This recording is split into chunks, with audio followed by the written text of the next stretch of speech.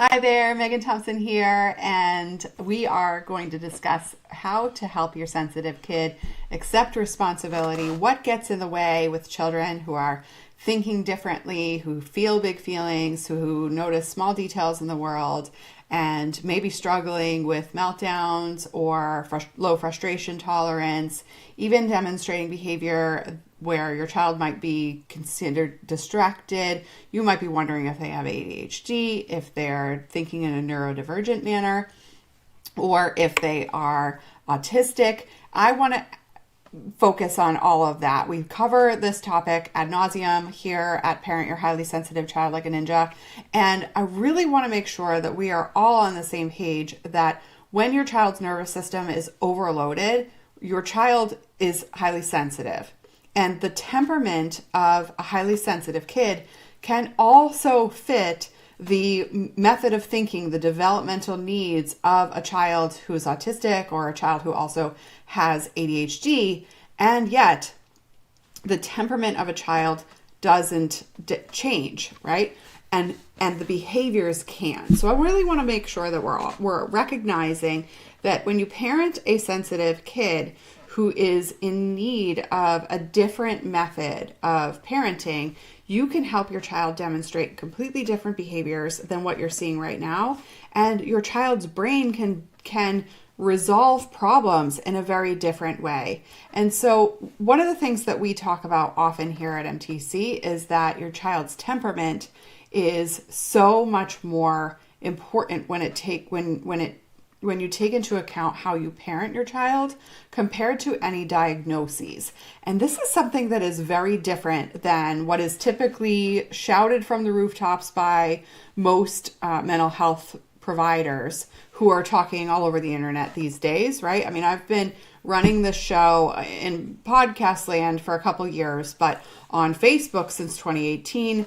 And how your child experiences the world, how they see the world, how they perceive the world drastically impacts how they impact the world and how they interact with the world.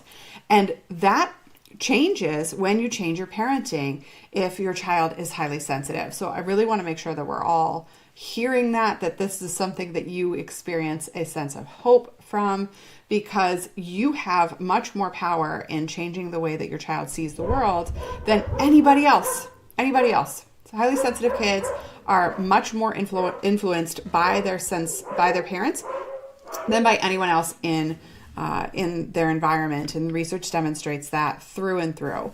So I want this podcast to be an empowering one for you, for this show to be empowering for you, so that you think bigger and dream bigger for your child and for your family, and you feel capable of solving that problem. Now, here's the deal. What are we going to talk about today? We are going to talk about how your child is struggling in accepting responsibility, what you need to do to address it, and how you need to think in order to address this problem. Because one of the things that we help our clients do is feel much more capable of assessing the problems that they have in parenting their sensitive kid, but also in changing the way that they critically think about parenting their sensitive kid. I don't just teach tips and tricks. Of course, children who are having daily meltdowns, hitting, kicking, screaming, yelling, throwing things, running away, all of those behaviors are significant and intense. And so parents need to know what to say, when, how to do it immediately to get their kid to demonstrate safe behavior. Absolutely. Especially when we work with parents directly, that is absolutely necessary. And yet, if you don't think about the problem in a certain way, you will try to treat your child like a dog. You will try to train your kid like we train dogs. Now, I have two. I don't know if you just heard them barking, but it's why I tripped up my sentences. They were losing their mind upstairs, and we're in a new house. So I don't have an office yet. I'm just in the wide open spaces of the basement, and the prior owners of this house had, the house has glass doors leading to the basement. So one of those paned doors, and they had cats or a cat. I don't know. I'm not a cat person. Don't hate me for that. I can like them from afar. I'm a dog person. And one of the window panes is out, completely out for the cat. They made a cat door. So I can hear everything upstairs right now until we get a better door, which is on its way to the base. I might get a little tripped up, and I may or may not decide to edit it for you so that you see that I'm a real human, and we just get the show out and ready for you. So anyways, here we have it. I'm excited to talk to you and to also have the show it being recorded in my new home. And I'm ready to have this conversation with you about helping your child accept responsibility. Now, this is perfect timing because at the time of the production of this show, it is September 2024. We are rearing to go with school and homework potentially for your child, chores changing, schedules changing, getting your kid out and going. And actually today, at the time of this recording of the show, it was our first day of homeschool co-op. So I am feeling high on life that we were able to get going and get my child out the door, both kids packed in the car, out the door, on time, didn't forget a thing. And so, we're excited over here in the Thompson household because we freaking nailed it. And I'm not a morning person, and the commute is longer, and the days are longer for the kids, but we get to spend more time together over the week because we are doing longer days in less days. So anyways, that's my wins for today and a little bit about me. And I want to talk about the importance of running a schedule and getting things going just immediately. So we have an example here. We just rocked it on day one, knocked it out of the park. How and why are we doing that, right? How and why do we help our children do this for our clients in our signature program, Parenting Your Sensitive Child Boot Camp, for parents who are limiting daily meltdowns in as little as 8 weeks?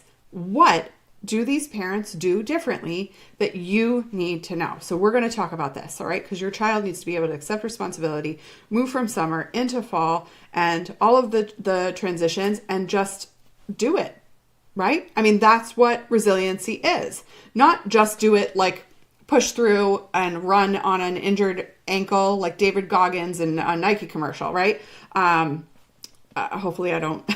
I have no ability to license his name, so just it could be any military person in a commercial, right? But anyways, let's focus on that. We're not talking about just like screaming through the experience and ripping the Band-Aid off. That type of parenting will never work for sensitive children. And quite frankly, it doesn't work for non-sensitive children. I am one of those children. I learned how to push through and press through, and it burnt me out. And I self-medicated in college by binge drinking and working hard and partying too hard. And quite frankly, never learned how to manage my emotions because I never focused on them until they leaked out and I got in trouble for it, right? So we're not talking about that. We're not talking about that at all. If you are a cycle breaker, a generational change oriented parent, then great. This podcast is for you. This show is for you. And it's also true that I don't teach permissive parenting. It is so critical to understand that your child, when they are experiencing a big emotion, that emotion is not necessarily based in fact. Feelings are not facts, and your child needs to learn how to think about the facts in addition to feeling their feelings so that they can make wise-minded decisions in order to observe, I feel stressed out and I can do hard things. Those two things can be true at the same time, and it is so necessary in order to accomplish any goal. It is, I wish it were still summer, and I can still go to school today on time and singing songs. I mean, my kid literally woke up earlier than me. I didn't wake up early nor on time because I'm not an early riser, and I pushed the snooze button a bazillion times this morning, and my kid came in 15 minutes earlier than she normally wakes up, dressed, and said, I'm ready to snuggle. I woke up a little early so that I could snuggle with you. So this is what we're talking about. And I'm not here this is not a humble brag. I am just having this example readily available for you to see that a sensitive kid who knows how to trust their gut, who can demonstrate responsibility, who can set their own boundaries and communicate their own needs, can get up early and take care of their emotional needs because they know they need to get out the door. And my child's 8. All right, so I'm going to speak about this. I do share about my family sometimes. And it's also true that here at MTC, we are not mommy bloggers. I am not just sharing with you how I got it to work for my kid.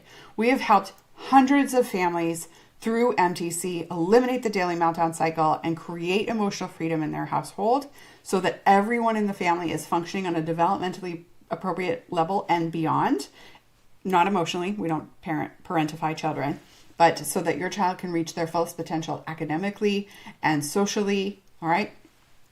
And then we also have worked, the vast majority of my team have worked in a clinical setting. So anyone on my team has to have 10 years of experience before they even get an interview with me, just so that we're all clear to join the team or to be considered to join the team.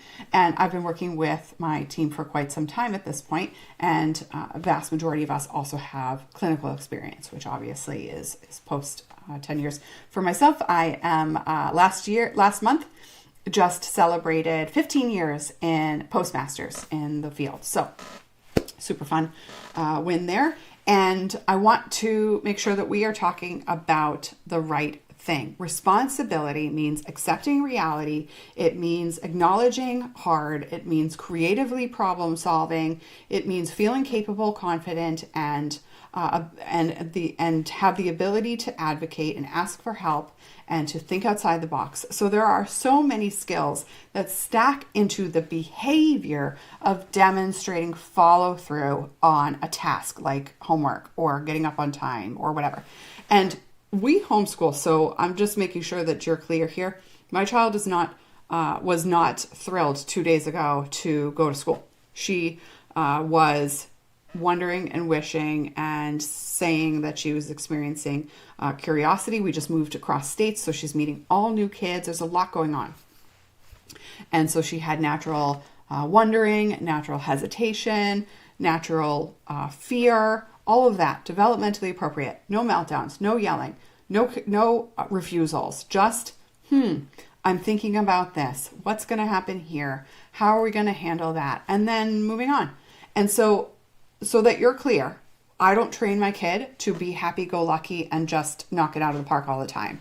We help our children in my household, and we teach parents to do the same thing, to have your child be developmentally appropriate in expressing all feelings: happy, sad, worried, scared, nervous, and excited, and optimistic. And children are naturally born to experience optimism at the vast majority of the time. Sensitive kids who get stuck in meltdown cycles stop feeling optimistic, and that is a sign that there's a dynamic in the household where they don't feel capable. So your child is demonstrating low self-esteem, low self-confidence, and this is coming from the parent-child dynamic. And I will tell you this with love and care, that I mean this with the utmost compassion, because my parents didn't know a way and they struggle too. So I know what it's like to grow up in a house where emotional regulation is not taught effectively. It was a value. It just wasn't taught effectively in the household that I grew up in. And I saw this throughout and have seen this forever. So recognize that even if this is a value for you, if your child is not demonstrating this behavior, it means that you need to make some changes. So it is time for you to shift your strategy. I want you to notice that I know you've been working on this. I don't want you to fall into self-blame to the point where you fit in victimhood, and you will never hear from me that it's not your fault, therefore you shouldn't do anything, right? Like kick it up and lackadaisical parenting is just simply not what we focus on here. We focus on having parenting feel much more simple and yet stay very intentional. So let's focus on that, right? Think about this, because honest to goodness, if your kid had a cavity, you would not wait to see if the cavity just shook itself out, right? You would take your child to the dentist if they were experiencing tooth pain, and you would say, please check this out. We need to figure this out, right? You would raise your hand and you would work with a professional who's designed to solve the problem. So I want you to ask yourself, if you are trying to DIY your child's mental health, Why do you think that is? Where do you think that message is coming from? That DIYing your own mental health is the best way to solve this problem? Because maybe you received in some of your programming and whomever influenced you, whether it be who raised you or just messages you received by being let down by the mental health industry year after year or time after time, which I completely relate to personally, but also professionally. So I get it. Maybe you taught yourself the falsehood that you have to solve this on your own. I want to speak about this because I hear from parents often who reach out to me via email. Even just a parent yesterday registered for my training, focused on eliminating daily meltdowns. So we have a latest training I'll talk about more recently, but one of my past trainings, eliminating daily meltdowns, right? This parent registered for a training like this and then said in wondering, after I said, after asking me to give a tip on how to stop the meltdowns. I said, I don't teach tips because at the point where your child is shifting, and I mean tips like give me a script to get the meltdowns to stop. The meltdown cycle is not that simple. I'm not going to try to debase you and debase your intelligence by saying, here's a bibbity bobbity boop magic word that your kid will hear and then automatically just slow down and breathe calmly and feel calm, capable, and confident and no longer chaotic inside their own mind. That is magic potion selling. And I don't sell snake oil here. We share the process of what we do so that if you want to solve that on your own or try it on your own, go right ahead. You can grab books and learn and just churn through resources and all of our podcast episodes. You can do that. That's absolutely your choice. And I'm not going to debase you by saying there's this magical phrase that gets your kid to calm down before the meltdown starts. That's just silly. So this parent emailed me upset, gave critical feedback about my masterclass that shared the principles of how to parent a sensitive child and stop the meltdown cycle, because this is a principle-based process that we teach, and parenting has to be principle-based. So it wasn't what she was expecting, and so she shared that with me. I said, great, no problem. You weren't expecting that. A lot of parents, coaches share that you could just say this bibbity bobbity boop thing and give you 5 scripts of what sort of to get your kid to do their homework. I'm not going to do that on this show. I'm not going to do this on any of my productions. And if you want that, then you can go watch a $47 training on getting your kid to do their homework. There are lots of parent coaches that provide that, and you can spend your money, your hard-earned cash on that. You can also join $20 memberships to get, all kinds of script PDFs that make you feel better for a little bit and yet don't solve the problem. And if that's what you're looking for, more power to you, right?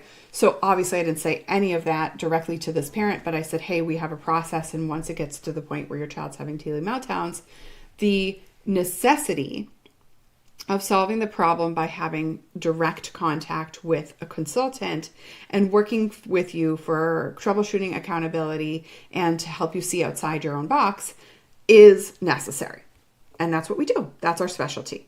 And this parent said, I'm exhausted by my child, and yet we're not at the point of crisis, so it doesn't sound like I am going to be the best fit. And I totally respect that. Everybody's on their own journey for change, and I'm not here to convince anyone to solve the problem. And this experience has everything to do with how you can raise a sensitive kid for accepting responsibility. Because when we think about whether or not you take responsibility as a parent, I'm talking to you, not to that parent, I'm talking to you, my listener here, and the audience today.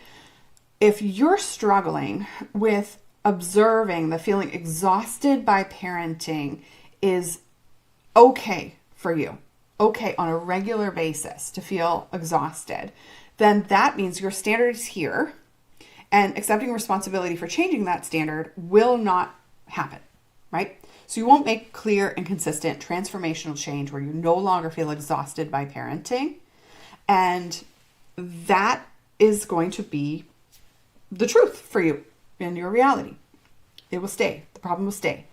And I want to observe that there's a big difference between being psychologically exhausted by your child, having this just be a lot of work, feel stuck, out of control, tired, wiped out by parenting your kid on a regular basis. Guys, life is not supposed to be like this. You were not put on this earth to be miserable. Your child was not put on this earth to be miserable. No one was put on this earth to be miserable. And feeling like your regular everyday life that is inclusive of your dream to have children and raise them is exhausting is not you meeting your dreams.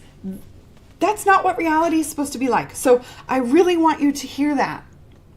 I'm not going to agree with you that this is just how it's supposed to be.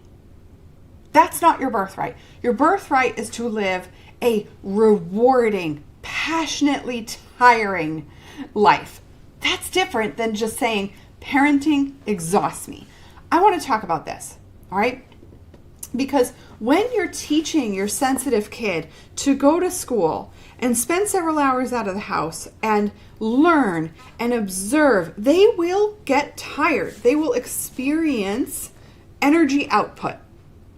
And if their mentality and their identity doesn't speak positively, and they are telling themselves, you suck, you're not going to learn, you can't solve this. If it's not perfect, it won't ever get done. If it's not perfect, it's not good enough. If that's their internal conversation, no one can help you. My parents don't understand me. If that's the voice in their mind that they listen to, then they will never accept responsibility for their actions. Why? Because they don't feel capable of doing what the regular life is supposed to happen. And if you are telling yourself that exhaustion isn't reason enough for me to take action, then how do you expect your child to follow through on doing hard things when they're tired, like finishing their homework after a tough day at school?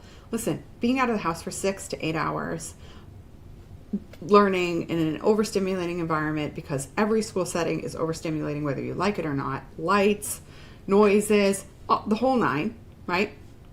And if your child doesn't know how to manage that stimulation and dissipate it like sand in an hourglass, just moving through their body, then they will take it home and they will explode it on you. And then you will listen to some sort of baloney parenting quick fix mentality that says it's because you're their safe place.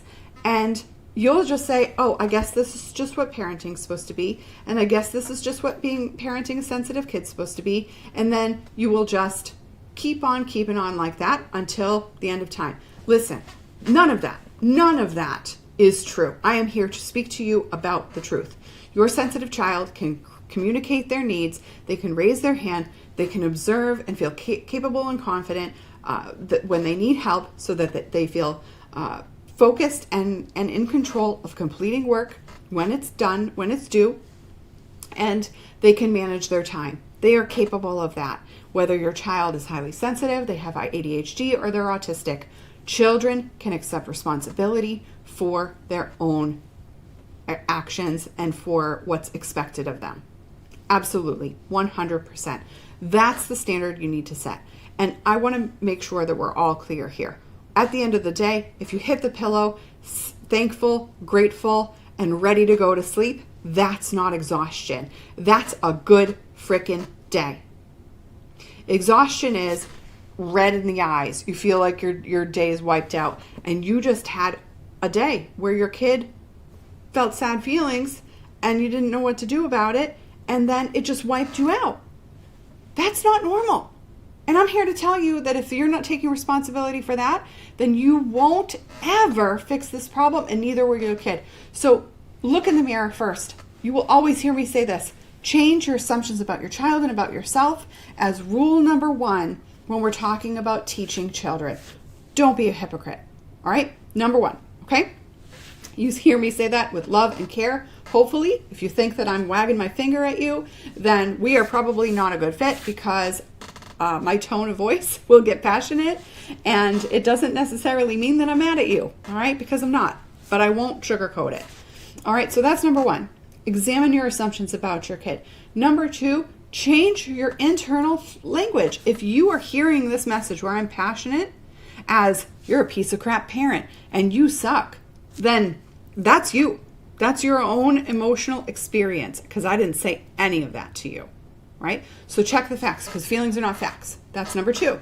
Number three is observe whether or not your internal language and the internal conversations you have run you ragged, because if that's happening, then there's no way you're going to be able to teach your child to think differently about themselves. They will learn that. Anxiety is contagious.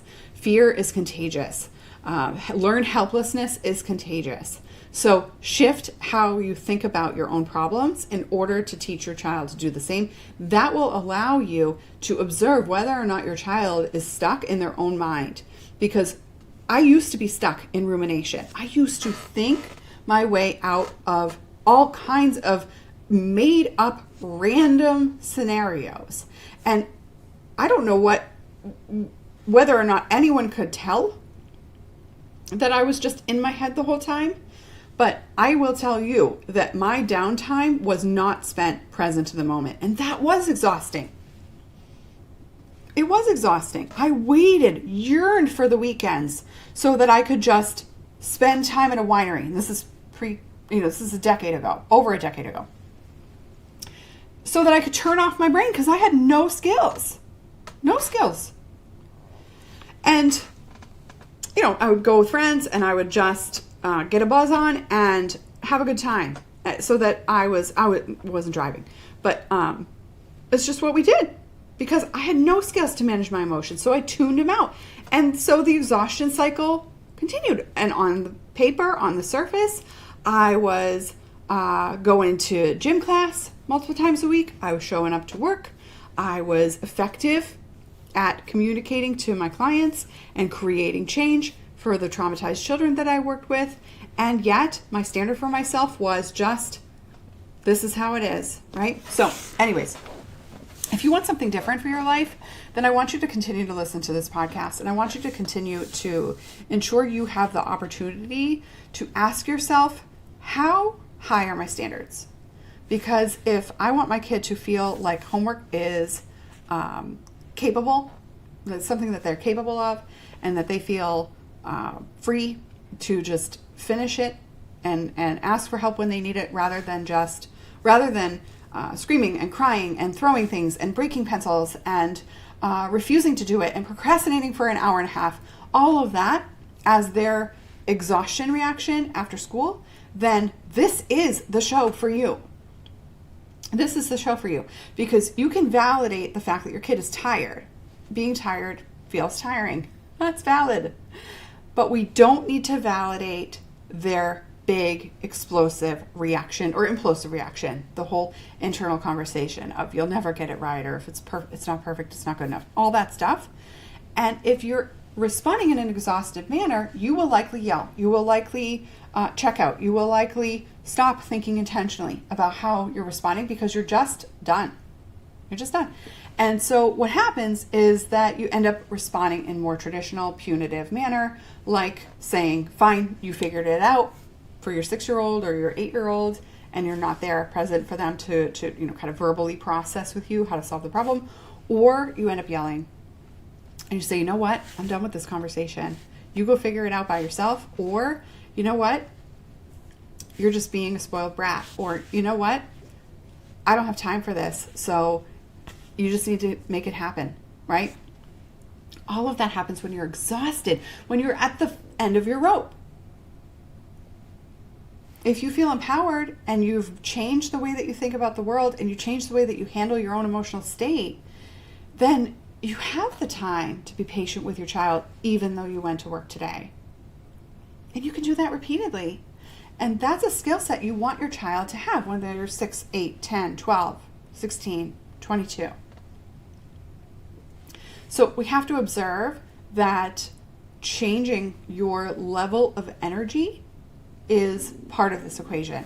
And your ability to stop using reactive parenting, like raising your voice or using timeouts or sending your kid to their room, even if it's not a timeout, but just saying, I need space from you. You got to go. You need a break. Sending them away when they're at their biggest, most intense moment.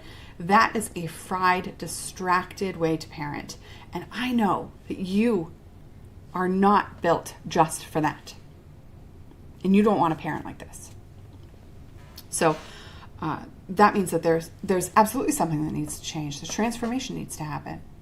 And I want to invite you to notice and observe whether or not your child is able to notice their own capability when they're feeling frustrated. Can they respond to your coaching and your positive language in the moment? If they can't, so on the days when you're saying, I know this is hard, buddy, and you can do hard things, if they're immediately saying, bah, you don't get it, all of that, that means their nervous system is fried. It doesn't mean that they can't be receptive to your language or that your language needs to change, which is why we don't give just like PDF script sheets as a solution, right? Because it's not the words that is the whole thing. If your child's not responding to the way that you're using the encouragement language, your language likely does need to change. There's two things that are true. Your language could change, and if your child doesn't hear it, they're still going to twist what you're saying, and it will come out differently in their mind. They like what's coming in one ear is clouded, right? So we think about perspective, like the concept of rose-colored glasses. If you have an optimistic outlook on life and your child doesn't, you will say something like, hey buddy, this is tough. I know you can do it. And your child who has a negative outlook on life because they're overstimulated, overwhelmed, they don't know how to manage, they've developed learned helplessness, and they are not demonstrating curiosity when stuck, what happens is they start to say, no, I can't. No, I don't. No, I don't know how. No way I can do this. I quit, right? So they have a quitter's mentality. And your child's not a quitter, but they are feeling like the only solution is to just completely leave, right? Now, this is like a whole masterclass in and of itself. When I was experiencing extreme postpartum anxiety with my first kid, I had fleeting intrusive thoughts that I wanted to move to Australia. Talk about quitting. I lived in Maryland. So the intensity at that moment was, I got to get the heck out of this flipping country and be all the way in a different one, halfway across the world. Turn the earth around, and I want to be over there. Talk about the level of escapism that overwhelm hormonal shifts and no emotion management skill set at that point, because lack of sleep and all that was going on too, highly vulnerable. And then also chemical imbalances for me, right? And at that point in my life, this was 9 years ago, I did not have the skill set and emotion management skill set that I have now. So on top of that, the chemical imbalances, my nervous system was flippin' fried, right? Now, second kid, 6 years later, I had completely transformed the way that I experienced stress. And so I still had the same chemical imbalances and hormonal changes after giving birth. And yet I did not want to go to Australia. Why? Because I had built skill sets. Did I want the screaming to stop? Did I have an overwhelming time during that newborn stage? Yes, because that's what parenting babies is all about in those first 6 weeks. It's wild, right? I'm not saying that I was like kicking up and loving it. No, it's just I'm too driven for not being able to communicate and having a hard time with that. I did have a hard time, and I need my sleep, so I had a hard time. And the hard time was very, very different because I had systems in place, because I had supports in place, because I thought about the world in an extremely different way than I did 9 years ago. And same thing's going to go for your kid. If they think about the world as helpful and their parents understand them and they think about themselves as someone who is capable and confident, then they will receive your language as, buddy, I know this is hard and you can do it, as truth instead of as falsehood. And then instead of arguing against you and saying, no, that's not, you're completely full of baloney, instead they will hear you and say, and rest in that. They will breathe into what you're speaking about and what you're speaking into their identity because they resonated with it. This is why sensitive kids change so rapidly when we get them to acknowledge being present to the moment and to dive into a sense of curiosity when they are experiencing stress. That level of resilience just skyrockets their capabilities. You see this in in the shifts in the research for sensitive kids. So I'm not going to show that to you. You can absolutely register for my latest masterclass where we demonstrate that. I show you slides on the research and I share with you the process of how we create this change. You go to meganthompsoncoaching.com/3 mistakes where we will cover the 3 mistakes most parents of sensitive kids make. Kids who have a hairpin trigger. Right? You might say, oh, that's my kid who has ADHD. They have rejection sensitivity dysphoria, right? Which is just a bollocks label. Or my kid, it has a hard time noticing the social cues because they're refusing to read my face in compassion and they're thinking I'm babying them. Maybe they're autistic. Listen, your kids filter, their reticular activating system, the filter of what they prioritize and how they take information into the world is focused on the gray color glasses view. Perspective is perspective is perspective is perspective. And if you have an optimistic perspective on life and you're having a hard time teaching that skill to your kid, that means you need the skill to shift in order to assess how your skill set is going to grow. Then you get to teach it to your kid and you need to assess how your kid's acclimating to that skill set.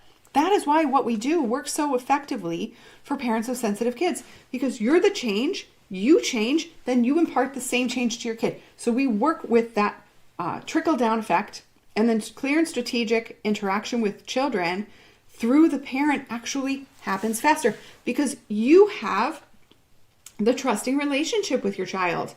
Your child trusts you heck of a lot more than they trust me, a stranger who lives now in the Pittsburgh area. I almost said who lives in Maryland. We've worked with families from around the world. How do we make that happen? How do we get that result? Because we leverage your relationship with your child. You have an excellent relationship with your kid, and the job now is to hone that, to refine that. Your child feels your love. They don't trust that they are lovable. That's a very different thing.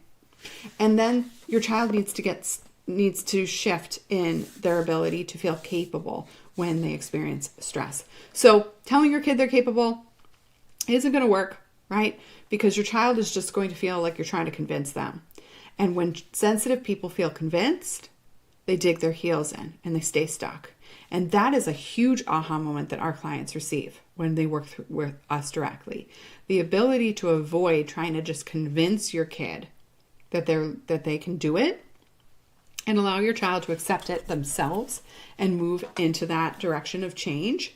This is what we're talking about.